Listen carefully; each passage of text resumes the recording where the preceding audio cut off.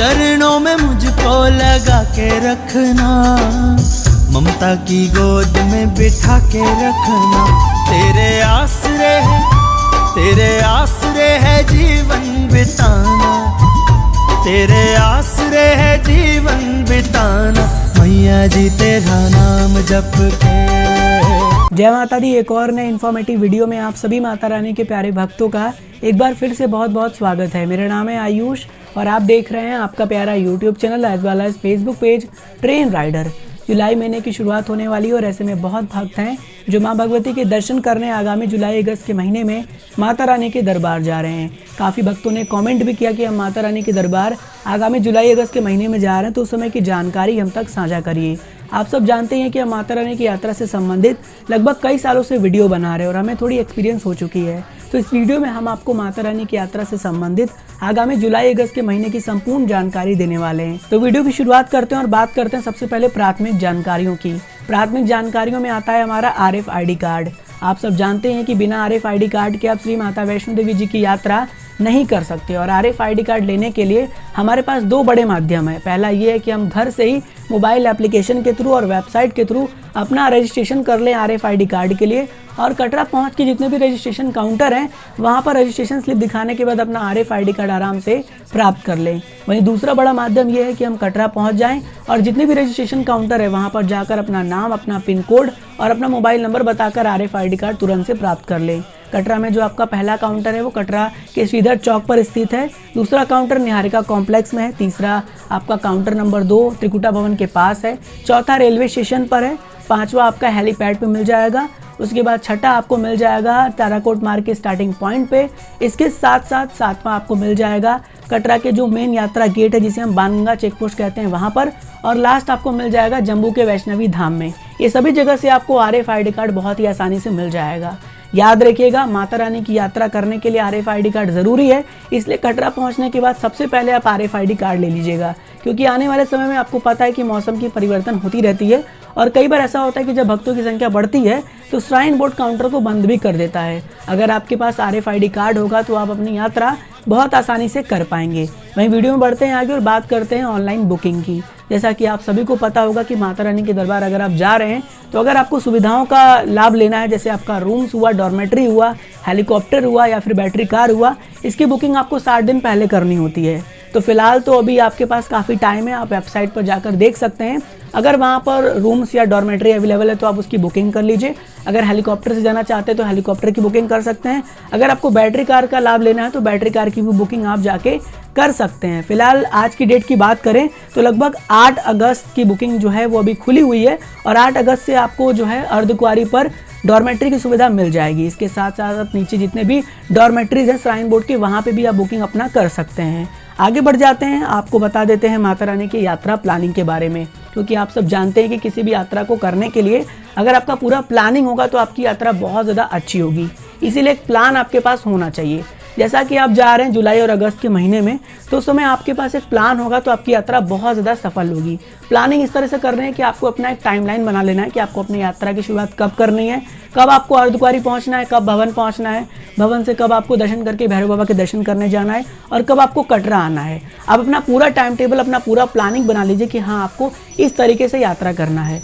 जुलाई का महीना है तो मैं तो यही कहूँगा कि आप सेम डे में जाइए, माता रानी के दर्शन करके सेम डे कटरा आ जाइए और आराम करिए। अगर आपका कोई बुकिंग नहीं होता है तो अगर आपको डॉर्मेट्री मिल जाता है ऊपर भवन पर तो आप आराम से एक दिन का स्टे कर लीजिए भवन पे और उसके बाद नेक्स्ट डे का आप प्लानिंग करके नीचे आ जाइए। इस तरह का अगर आप प्लान सेट कर लेते हैं कि आपको किस तरह से पूरी यात्रा करनी है, कैसे दर्शन करने हैं, तो माता रानी की कृपा से आपकी यात्रा बहुत ज़्यादा सफल होगी, सक्सेसफुल हो जाएगी। वेदर की बात करें, मौसम की, तो देखिए जैसा कि आप सब जानते हैं कि माता रानी के दरबार में मौसम से जुड़ी जानकारी सही तौर पर शेयर करना ये किसी के हाथ में नहीं होता है। लेकिन अगर बात करें कुछ पुराने एक्सपीरियंस की, तो जुलाई अगस्त का महीना पूरी तरीके से बारिश का होता है और उस दौरान काफ़ी ज़्यादा मात्रा में बारिश होता है।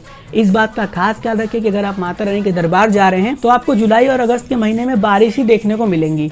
तो बारिश की पूरी प्लानिंग के साथ यात्रा करें, क्योंकि आपको पता है कि माता रानी के बाणगंगा से लेकर के अर्धकुंवारी तक जगह जगह पर शेल्टर शीट नहीं है रास्ते में। तो आप ताराकोट मार्ग का भी चयन कर सकते हैं। ताराकोट मार्ग के रास्ते से आप अपनी यात्रा की शुरुआत करेंगे, वो मार्ग काफ़ी अच्छा होता है। और आप ये भी जानते हैं कि बारिश होता है तो ज़्यादा मात्रा में लैंडस्लाइड होने लगता है। लैंडस्लाइड होता है तो हो सकता है मार्ग को बंद कर दिया जाए, क्योंकि ज़्यादातर ये देखा गया है कि जब माता रानी की यात्रा जुलाई अगस्त के महीने में होती है तो उस समय लैंडस्लाइड की वजह से हिमकोटी मार्ग को बंद रखा जाता है और यात्रा पुराने मार्ग से ही चलता है। तो इस तरह से पूरा प्लानिंग सेट करके चलिएगा कि अगर इन केस अगर रास्ता बंद होता है बारिश की वजह से तो आपको अपनी प्लानिंग सही तौर पर मैनेज करने में आसानी हो और अपनी आप माता रानी की यात्रा जो है वो पुराने मार्ग से भी कर पाएँ। इस तरह की पूरी प्लानिंग आपकी होनी चाहिए, क्योंकि बारिश की वजह से काफ़ी प्रॉब्लम्स का सामना भक्तों को करना पड़ता है। अब बढ़ते हैं आगे, और अगर आप जुलाई अगस्त के महीने में माता रानी के दरबार जा रहे हैं तो कौन कौन सी ज़रूरत की सामान आपको लेकर जाने चाहिए उस बारे में बात करते हैं।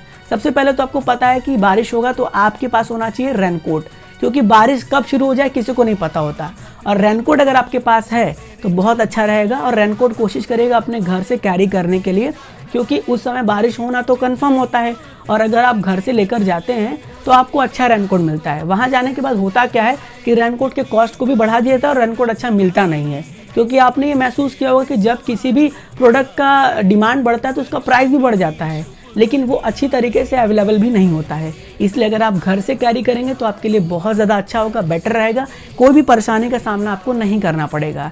याद रखिएगा, जुलाई अगस्त के महीने में बारिश होता है तो अम्ब्रेला भी आपके लिए प्लस पॉइंट हो सकता है।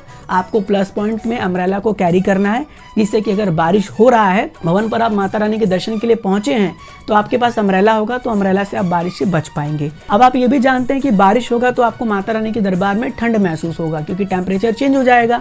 इसलिए आपको अपने साथ एक गर्म कपड़ा भी रख लेना है, जिससे कि आपकी यात्रा बहुत अच्छी तरीके से और आपको यात्रा के दौरान किसी प्रकार से कोई भी कठिनाई का सामना ना करना पड़े। रात को तो आपको डेफिनेटली भवन पे ठंड महसूस होगा, क्योंकि बारिश की वजह से पूरा टेम्परेचर भवन पे बदल जाता है।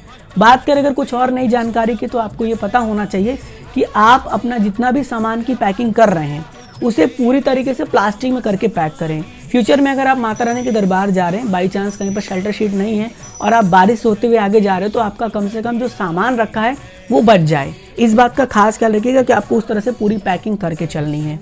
अब आप माता रानी के दरबार जुलाई अगस्त के महीने में जा रहे हैं तो कोशिश करिएगा कि शूज़ को अवॉइड कर दीजिए। या तो आप स्लीपर में यात्रा कर सकते हैं, नहीं तो आप सैंडल का सिलेक्शन कर सकते हैं, वो आपके लिए ज़्यादा बेटर रहता है, क्योंकि शूज़ में क्या हो जाता है कि बारिश होती है तो शूज़ पूरी तरीके से ख़राब होने लगते हैं।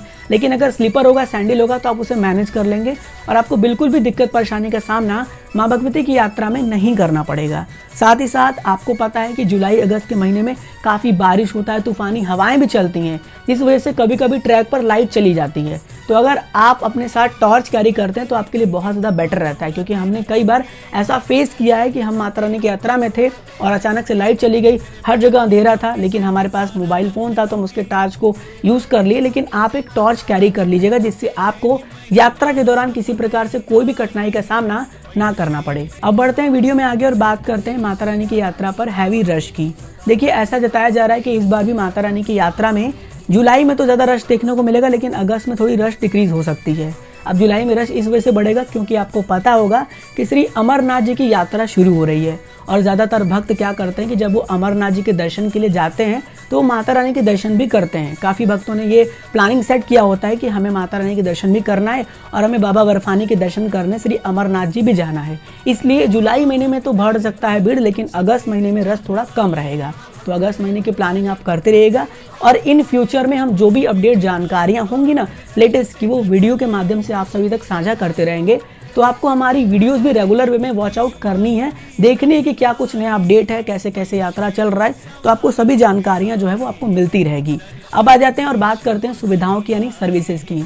आप सब जानते हैं कि ऑलमोस्ट सभी सुविधाएं जो हैं वो मौसम के ऊपर डिपेंड करता है। जैसे हेलीकॉप्टर की बात कर ली जाए, अगर ज़रा सा भी मौसम ख़राब होता है तो हेलीकॉप्टर सुविधा नहीं चलता है, और जुलाई अगस्त में मौसम ख़राब ही रहता है ज़्यादातर, उस समय हेलीकॉप्टर सुविधा बाधित ही रहता है। कभी कभी ऐसा हुआ कि मौसम खुला तो हेलीकॉप्टर चला, नहीं तो ज़्यादातर हेलीकॉप्टर सुविधा बंद रहता है। अब जैसे कि मौसम खराब होता है तो लैंडस्लाइड भी होता है हिमकोटी मार्ग पर, इस वजह से बैटरी कार की सुविधा को भी बंद कर दिया जाता है, और बहुत तेज़ी से अगर हवाएं चलने लगती हैं तो रोपवे भी आपका बंद हो जाता है। लेकिन घोड़ा पिट्ठू पालकी की सुविधा आपको मिलती रहती है, तो आप घोड़ा पिट्ठू पालकी के माध्यम से अपनी यात्रा को बहुत अच्छी तरीके से कर पाएंगे। आपको दिक्कत परेशानी का सामना नहीं करना पड़ेगा। ऐसा हो सकता है, ज़रूरी नहीं है कि सुविधाएं बंद हो जाएं, अगर मौसम खराब होगा तो सुविधाएं बंद होती हैं। नहीं तो आपको टेंशन नहीं लेना है, बिल्कुल निश्चिंत मन से माता रानी के दरबार जाना है और माँ भगवती के दर्शन करना है। अब आते हैं वीडियो में आगे और बात करते हैं सबसे इम्पोर्टेंट पॉइंट की, जिसके लिए आप माता रानी के दरबार जाते हैं, वो है आपका दर्शन। आपको ये जानना चाहिए कि दर्शन आपको कब करनी चाहिए। जानते हैं जुलाई अगस्त के महीने में क्या होता है कि माता रानी के दरबार में दोपहर के समय भक्तों की संख्या डिक्रीज होती है। होता क्या है कि काफ़ी भक्त ऐसे होते हैं जिनको पता नहीं होता है, वो आरती के समय ही लाइन में लग जाते हैं और वो लाइन लंबी लग जाती है, जिस वजह से ज़्यादातर भक्त जो है वो 11 बजे दोपहर तक दर्शन कर लेते हैं। 12 बजे अगर आप दोपहर में जाते हैं या 12 बजे के बाद जाते हैं तो आपको लाइन कम मिलेगा और दर्शन बहुत अच्छी तरीके से हो जाएगा, क्योंकि उस समय श्रद्धालु की संख्या कम होती है। ऐसा ही कुछ रात में भी होता है। अगर आप रात को 12 बजे के बाद दर्शन करते हैं तो उस समय आपको दर्शन बहुत अच्छी तरीके से होता है, क्योंकि ज़्यादातर श्रद्धालु रात के 11 बजे तक दर्शन कर लेते हैं जो आरती के लाइन में लगे होते हैं, और जो श्रद्धालु बचते हैं वो बाद में 12 बजे के बाद जाते हैं, तो उस समय श्रद्धालु की संख्या कम रहती है, भीड़ भी कम रहता है, तो आपको दर्शन करने में बहुत आसानी होगी और आप आराम से दर्शन कर लेंगे। अब दर्शन के लिए आप भवन पहुंच रहे हैं और काफ़ी भक्तों के मन में ये सवाल आता है कि अगर बहुत ज़्यादा रश होगा, भीड़ होगा, तो हम अपना सामान कहाँ पर जमा करेंगे, क्योंकि बिना सामान जमा किए हमें माता रानी के दर्शन तो होने वाले नहीं हैं। तो इसके लिए आपके पास एक ऑप्शन है कि श्राइन बोर्ड के जितने लॉकर हैं वहाँ पर सामान जमा कर सकते हैं। लेकिन काफ़ी वक्त ये भी कहते हैं कि लॉकर में भी लंबी लंबी कतार होती है, तो मैं आपको एक नया आइडिया देता हूँ कि आप ऐसा कर सकते हैं कि जैसे ही सागर रत्ना से आगे बढ़ेंगे तो आपको कुछ प्राइवेट प्रसाद शॉप मिल जाएंगे। आप क्या कर सकते हैं कि उस प्राइवेट प्रसाद शॉप पे जाइए, वहाँ से प्रसाद परचेस कर लीजिए, और प्रसाद अगर आप लेते हैं तो प्राइवेट शॉप वाले आपका सामान अपने पास रख लेते हैं, जिससे कि आपको लॉकर के लाइन में लगना नहीं पड़ेगा और आप वहाँ पर जाकर उनसे प्रसाद ले लीजिएगा। सामान वो आपका सेफ रख लेंगे, जब आप दर्शन करके वापस आएंगे तो फिर वो आपको आपका सामान लौटा देंगे। बस आपको यही करना है कि उनके शॉप से प्रसाद लेना है, थोड़ा एक्स्ट्रा अमाउंट पे कर देना है, जिससे कि आप लाइन में लगने से बच पाएंगे। ये आपके लिए इंपॉर्टेंट पॉइंट हो जाता है अगर आपको लॉकर नहीं मिलता है तो। अगर श्राइन बोर्ड के लॉकर मिलते हैं फिर कोई बात नहीं, कोई दिक्कत नहीं, आप आराम से जो है वो माता रानी के दर्शन के लिए जा सकते हैं, पहुंच सकते हैं और वहां पर आप माता रानी के दर्शन कर सकते हैं। अब आते हैं और बात करते हैं कि जब हम माता रानी की यात्रा कर रहे होते हैं तो उस दौरान हम जानते हैं कि फूड का सेवन करते हैं। अब कोशिश आप ये करिए कि जब आप माता रानी के दर्शन कर रहे हैं तो लिक्विड सामान को लीजिए, जो लिक्विड है उन्हें लीजिए, या फिर हल्के भोजन करिए। हल्के भोजन करने से आपका जो शरीर है वो भी स्वस्थ रहेगा, आप आराम से चढ़ाई भी कर लेंगे और आपको बिल्कुल भी दिक्कत परेशानी का सामना नहीं करना पड़ेगा। अगर आप हैवी फूड खा के जाते हैं तो यात्रा में हो सकता है आपको वोमिटिंग हो जाए, आपको प्रॉब्लम हो, परेशानी हो, क्योंकि जो फूड होता है वो जल्दी डाइजेस्ट नहीं होता है। लेकिन लिक्विड अगर प्रोडक्ट आप लेते हैं तो वो आप जल्दी से डाइजेस्ट कर लेंगे और यात्रा भी आसानी से कर पाएंगे। आपको दिक्कत परेशानी का सामना माँ भगवती की यात्रा में नहीं करना पड़ेगा। देखिए, मैं आपको फिर से बता दूं कि ये सभी पॉइंट्स को मैंने नोट डाउन किया था और एक एक करके हमने समझाने की कोशिश की है। पिछली वीडियो का भी हमने एक्सपीरियंस लिया है, क्योंकि हम काफ़ी सालों से वीडियो बना रहे हैं तो थोड़ी आइडिया एक्सपीरियंस है, इस वजह से हम आपको ये जानकारी दे पा रहे हैं। अब बात कर ली जाए कंक्लूजन की, तो आपको इस बात का खास ख्याल रखना है कि वो जो महीना होता है वो ज़्यादातर बारिश का होता है। बारिश के प्रिकॉशंस के साथ आपको यात्रा करना है। अगर आपको ऐसा लगता है कि बारिश ज़्यादा हो रहा है तो आप जो है नया ताराकोट मार्ग का सिलेक्शन कर सकते हैं। अगर आपको ऐसा लगता है कि नहीं, आगे जाके जो है वो रास्ता बंद है हिमकोटी वाला मार्ग, तो आप पुराने मार्ग का सिलेक्शन कर सकते हैं। अगर आपको आगे जाके ऐसा लगता है कि नहीं, आपको सुविधाएं लेनी चाहिए, तो आप घोड़ा पालकी पिट्ठू का सुविधा ले सकते हैं, जो कि आपको आराम से मिल जाएगा। माता रानी के दर्शन हमको बहुत अच्छी तरीके से करने हैं, तो आप कोशिश करिए कि सेम डे का प्लान करिए, अर्ली मॉर्निंग निकल जाइए, अर्ली मॉर्निंग दर्शन करके वापस आ जाइए। इस बात का खास ख्याल रखिएगा कि देखिए, इस समय ऐसा भी होता है कि कुछ समय के लिए यात्रा को सस्पेंड भी कर दिया जाता है, यात्रा को रोक भी दिया जाता है, अगर इन केस जो है किसी प्रकार से कोई भी दिक्कत देखा जाता है। और रात के वक्त तो अक्सर यात्रा रुक जाती है, क्योंकि अगर बारिश बहुत ज़्यादा मात्रा में होता है तो रात के वक्त अक्सर जो है वो जुलाई अगस्त के महीने में यात्रा को बाधित किया जाता है। तो कोशिश यही करिए कि सबसे सुबह यानी अर्ली मॉर्निंग लगभग सुबह 4 से 5 बजे के बीच यात्रा की शुरुआत करिए। अगर आपकी बुकिंग है तो वेल एंड गुड, जाके स्टे कर लीजिए। अगर नहीं है तो नीचे कटरा आ जाइए और कटरा में आके आराम करिए। सेम डे में आपकी यात्रा इस तरह से सफल होगी। देखिए, हमने पूरी कोशिश की है कि आपके लिए सभी प्रकार से सही जानकारी साझा की जाए। फिर भी अगर आपके मन में कोई भी डाउट है, किसी प्रकार से कोई प्रश्न है, आप हमसे पूछना चाहते हैं, तो नीचे आपके लिए कमेंट बॉक्स हमने खोल रखा है। आप जाइए कमेंट बॉक्स में जाकर अपना जो भी प्रश्न पूछना चाहते हैं, जो भी डाउट आपके मन में, आप पूछ सकते हैं।